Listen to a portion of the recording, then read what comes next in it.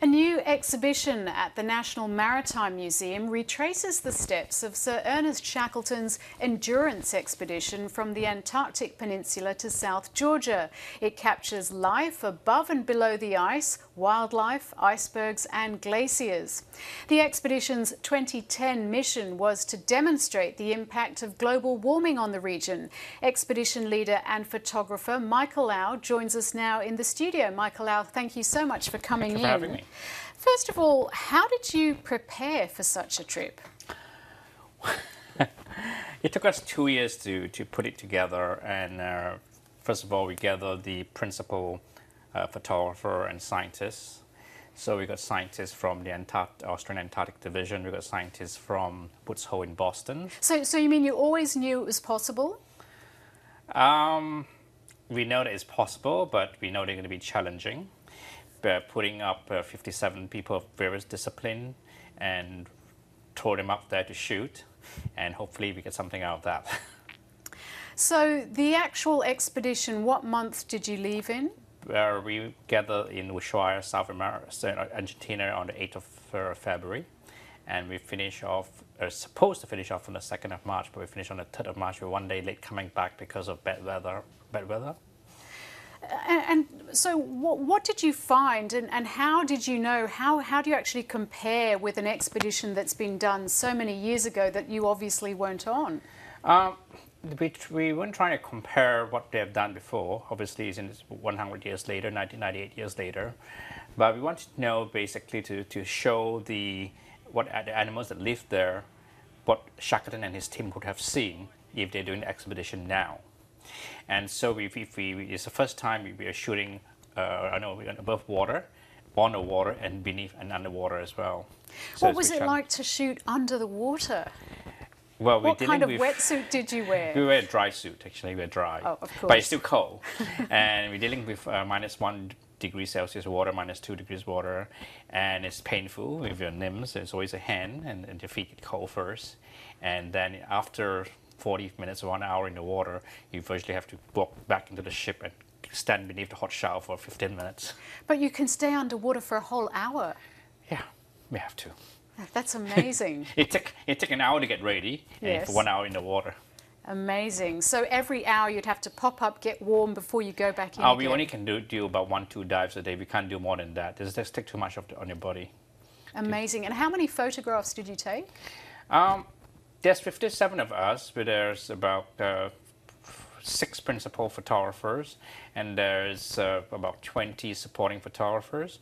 We took made 100,000 of images, and then we worked with, for the exhibition, we worked with about 10,000. We narrow it down to 1,000, and now narrow it down to 75 at the Maritime Museum.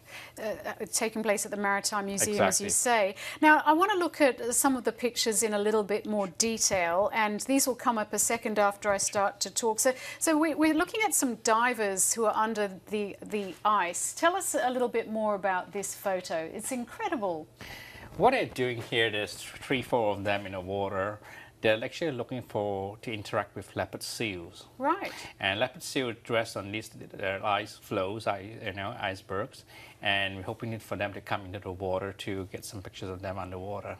And are the leopard seals, do they mind the divers being there?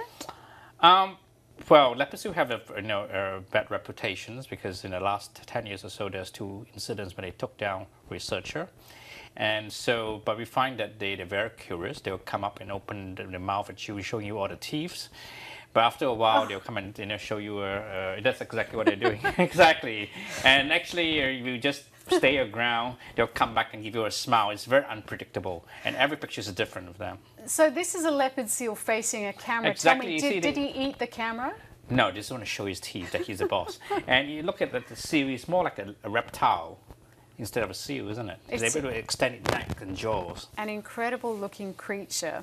Let's take a look at one of the pictures which shows the actual ice structures. I mean, it never ceases to amaze me how beautiful the ice looks. I mean, look at this. This is just incredible. It's like a human face facing about to eat a cupcake of some kind.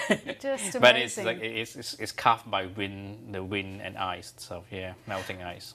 Melting ice. And was that quite evident when you were there? there? It's evidence, as in the principal scientist Steve Nichols from the Antarctic, Australian Antarctic Division. He's been there, I think, 25 times or so in the last many years. It's the first time he's seen rain. Rain indicates humidity. Right. Yeah. The first time he's seen rain. Yeah, exactly. Amazing. So it's obvious. Now, let's keep going on. There's a rather, some people might find this a little bit distressing, this shot. I think it's a seal that's being eaten. I don't want to spoil the surprise as well, but can you tell me a little bit more about this? What an amazing leopard shot to have captured. leopard seals, they are so to speak. I think we call them the Lord of the Ice. They're ferocious. They're big animals. They're 2-3 meters animals. But they actually feed. The main source of food for them is actually krill. Right. But they like to impress and play with the penguins, and they just kept and snatch as many penguins as possible and just really? sort of fling it off the flesh, and then they don't really eat them. They don't eat them? They don't eat them. They just sometimes eat them if they're hungry, but they just really play with them more than anything else. They sort of manage the population of penguins. I see. Well, it is nature, I suppose. Exactly. And then let's quickly look at this. This is is it a copepod? Is that how you pronounce it? Copepods is pretty impressive animals. They're pretty small, about centimeters long. In terms of numbers, they're one of the in terms of numbers, they're biggest animals, massive numbers in the world. But they're the fastest animal in the world. How big are they? That's about 1 The centimeter. size of your fingernail. But in terms of speed-wise, one jump, 700 of their own body length. No animal can do that. Absolutely. One jump, 700 of their own body length. That's how fast they go. Incredible. The flick of eyes, they're gone. And finally, I think we've got a picture of the crew here. Or is that right? Tell us a bit more. Yes, I've got my good friend Emily Chan from Singapore, and Eric Battens is from Belgium. We landed on Elephant Islands, and where Shackleton team spent about 4 months on Elephant Islands. So we're holding on to the expedition flag and also the Explorer flag from New York. And that Explorer Club is basically where Shackleton is also a member of the Explorer Club as well. So quickly summarise for us what the main finding for you was from this expedition. The main thing is we know that there's a lot of science involved. We brought in plankton recorders to document planktons and krills and salps. There are evidence that there are more salps in the water than krills. Krill is a very important food source for penguins, whales, seals, etc. So in terms of there's the less krill, then the animal get hungry. Then of course, then there's the animal will be affected. But what's important for us is that we want to be able to inspire people about using our pictures in our movie about the splendor of Antarctic and what we're doing here in Australia or in Asia is affecting the climate in the Antarctic. In the last 50 years or so, the climate the surface temperature risen 3 to 4 degrees Celsius. So it's relatively very warm, a warm place. Absolutely fascinating. Photographer Michael Au, thank you so much for coming in and sharing those amazing pictures with us. Thank you.